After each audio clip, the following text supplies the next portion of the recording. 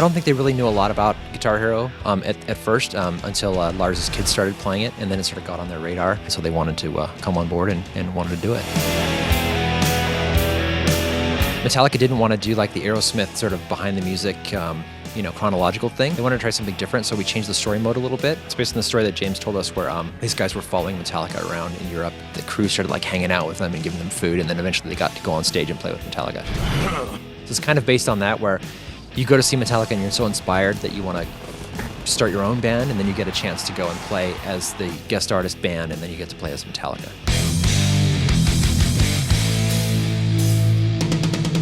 I gotta say that I really think that this is the best Guitar Hero game that's ever been made. I think the set list is amazing. All the songs play super, super fun. This type of music is just tailored towards making fun songs to play.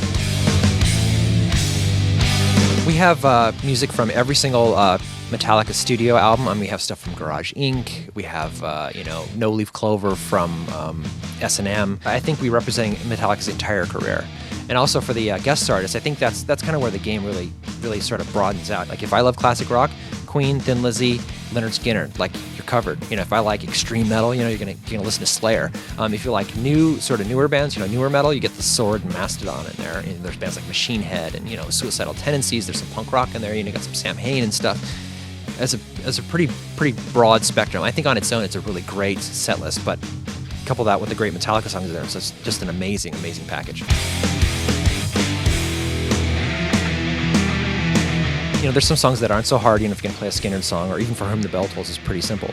So at the beginning of the game, it's not too hard. At the end of the game, when you're playing Fight Fire with Fire, you're playing War Ensemble from Slayer, yeah, you're gonna get slammed. If you're playing Expert or Expert Plus, man, those songs are super hard. The first thing everybody asks is like, hey, you're gonna have a double bass pedal in the game? And it's like, well, we have to think about that and see if we can do it. And then it turns out that we could do it technologically. So it gives us the opportunity to actually track all those songs the way they're actually played with both feet. And then you plug that extra pedal in there, and then you get a chance to play those insane, play Fight Fire with Fire with every single double bass kick, or try and play Slayer. And it's really, really pretty fun.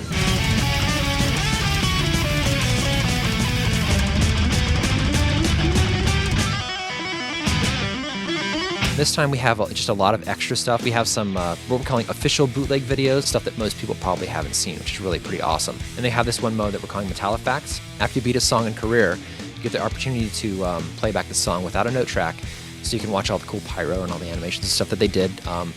And it also comes up with some little bits of information about each song.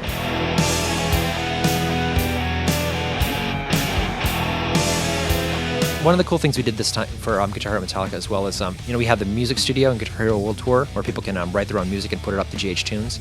That returns this time, but we wanted to change the way it sounded a little bit. So we took the ESP guitar truckster model that James Hetfield plays, sampled that for the game. We also have this cool mode in the game called Drum Over. Basically, you turn it on and it turns off the drum note track and it gives you the opportunity just to play any beat you want to a song.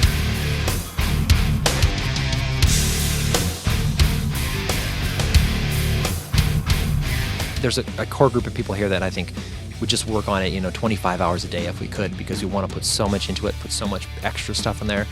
So I think people will realize once they pick it up that it's not just a bunch of songs, it's not just a song pack. There's like bonus footage and lots of great stuff in there, and hopefully the metalheads out there will be happy.